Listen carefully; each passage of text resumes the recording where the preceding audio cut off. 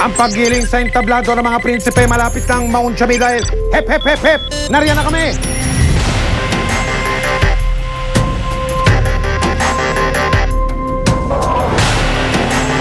Nabisto ng investigador ang iwagang nagaganap sa Prince Galaxy Bar sa lungsod ng Maynila. Para hindi kami mapuna ng kanilang mga lukaw, sa isang magandang pwesto muna kami nagantabay. Habang ang ibang operatiba sa kabilang kalsada naman naghintay. Nang makahanap ng tamang tiyempo, lumakad na ang mga operatiba.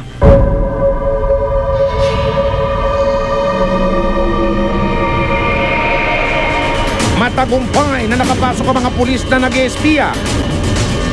Eksakto pa lang aming pasok dahil simula na ng palabas. Urang sumabak si Prinsipe Juan. Sabay sa indayog ng musika ang galaw ng kanyang katawan. Habang para siyang trumpo. Tila ginagana na ng gusto at naghubad na ng tuluyan. Bad yan! Hindi pa man kami nakakabawi sa pagkabigla nang may umakyat uli sa stage at naku po, censored na naman. Nakiuso na rin sa kanilang number si Prinsipe 3 at Prinsipe 4. Para nga naman the more, the merrier. At ang pinaka-pinali, pinalabas na lahat ng mga prinsipe. Isa raw sa kanila ang kokoronahang pinaka-astig na bida. Sino kaya ang papalaring binata?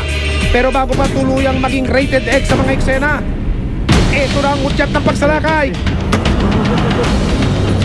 Oh, matatak ko. Ay, tumatawag.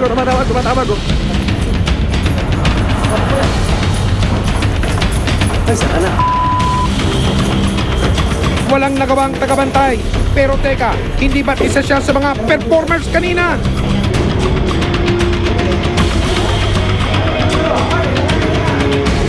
Huli sa akto ang mga prinsipeng walang kasuhutan.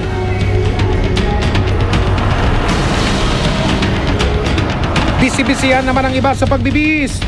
Habang ang nabiting mga panauhin, naghalo ang hiya at inis. Sa loob ng kaharian, natuklasan namin ang tinatawag nilang VIP room. Walang ilaw ang kwarto at sa itsura at amoy nito, tila botega ang mas tamang itawag dito.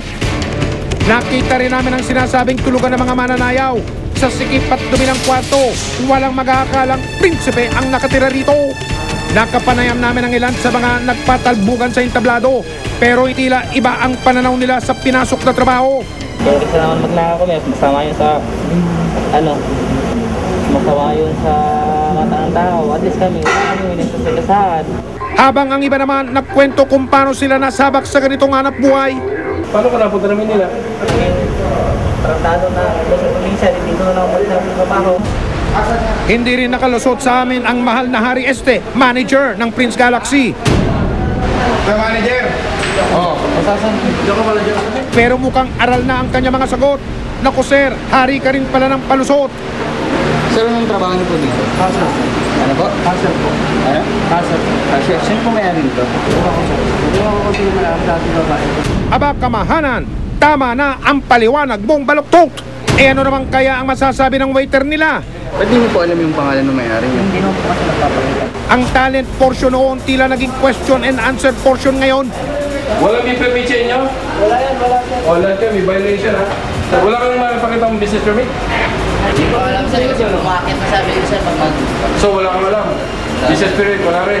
Sabihin mo kung ilan taon ka na talaga. Ilan? Yan totoo.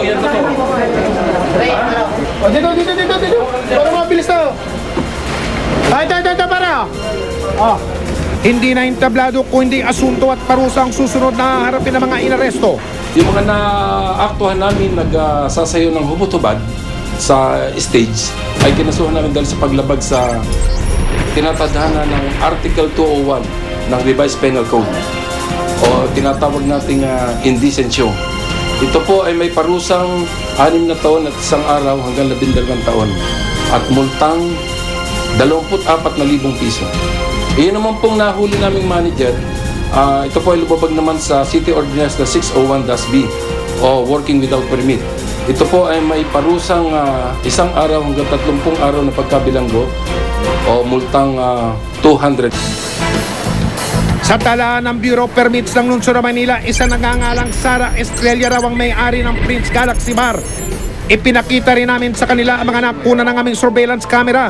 Malinaw daw na may paglabag ang pasaway na bahay aliwan.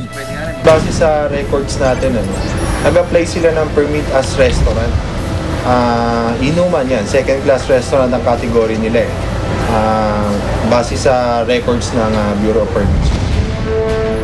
Sinikap namin kunan ng payag ang sinasabing may-ari ng Prince Galaxy, pero tumanggi siyang umarap sa amin.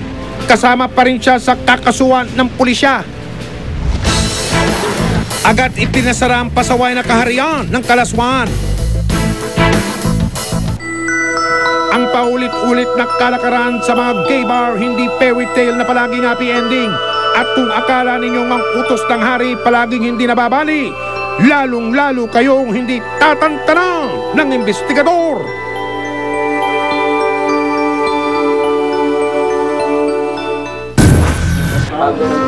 Susunod, ang paborito nyong candy pwedeng maging kadiri. Wala silang guwantes habang nagbibilot ng pastillas o yema. Wala silang suot na guwantes. Walang hugas-hugas, kaya madumi yung kamay. Kasi kung saan humahawak